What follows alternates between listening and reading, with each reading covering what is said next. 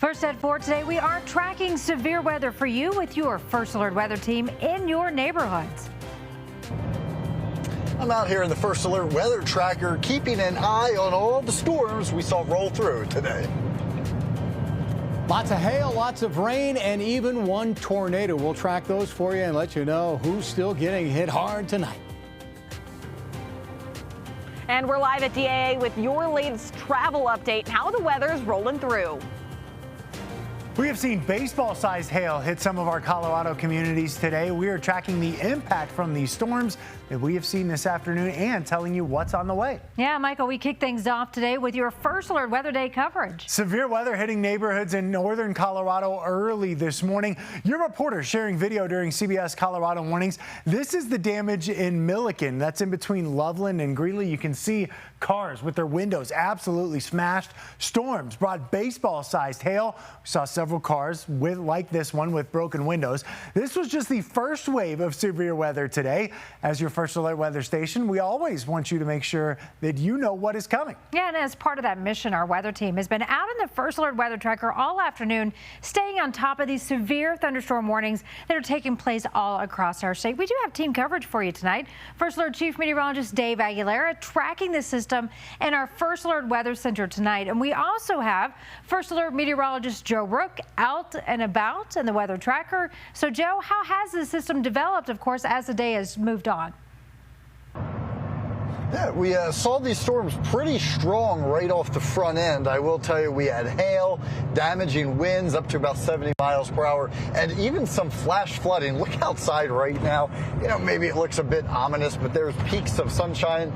The all clear for Denver is given. I do want to show you some of the video we saw earlier today because all modes of severe weather, with the exception of tornadoes, were on the table. We saw the hail, and I will say it was wrapped in rain with marginal sized hail. Some stones reached severe criteria. We saw the wind gusts, we saw the wind driven rain, we also saw the flash flooding potential.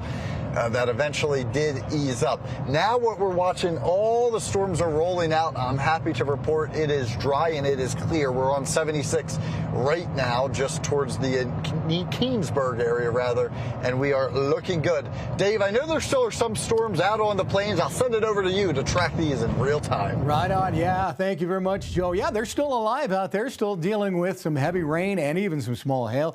Nothing like that here in the Denver metro area, but I do want to point out it's 59 degrees out there. We made it into the 70s in a lot of locations, but the sun is shining now. We could still see a shower tonight, but the big dogs are still way out here in eastern Colorado. They popped up in our foothills, but right now, Sterling down to Fort Morgan, they are still looking at about 40-mile-per-hour wind gusts out there with their big thunderstorms rolling through that area. Let's take it full, and I'll walk you around and show you what's going on out there. The heaviest of the rain just went through Morgan County, Sterling, Akron right now getting pounded with heavy rain. There's a little bit of light hail, small hail, I should say, possible in that area, still blowing through, but nothing like we saw earlier here. Meantime, around Denver, we still might get a little shower coming out of Jefferson County. The heavier storms down there near Deckers with some thunderstorms that could affect Castle Rock down to Monument Hill, but nothing like we saw earlier. Earlier in the day, the heavier thunderstorms were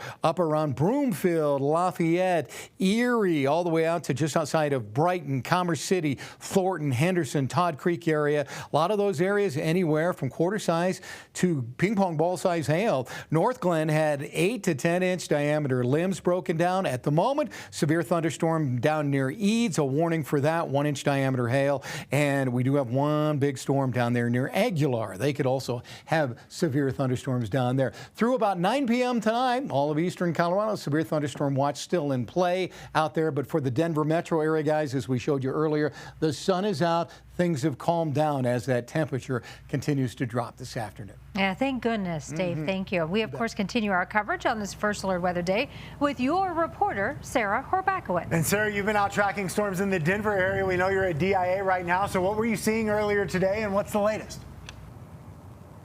Yeah, we were chasing some clouds on the way over here earlier this afternoon. Some hail falling on the windshield, and the wind is still blowing a little bit here, but it's also made for a beautiful scene just past the airport. Still, some travelers might be frustrated. Departures saw about an hour delay. Flights coming in close to 3 hours. And for those who were already in the air, well, they had to hang around from 30 to 45 minutes. But planes are definitely taking off again, if you can hear that a little bit in the background. And so things are starting to pick back up. But those definitely told me that there were some impacts from these storms. I also spoke with the National Weather Service, who said it is severe weather season in Colorado, so it's something they prepare for as they send out warnings.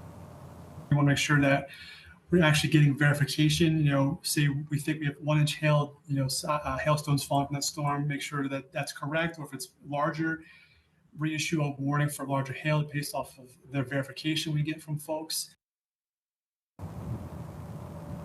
And we are continuing to follow this weather as it continues to kind of exit our state. But we're going to stay on this, and I will have the latest for you tonight at 10. For now, reporting at DIA, Sarah Horbakowitz covering Colorado First. All right, Sarah, thank you.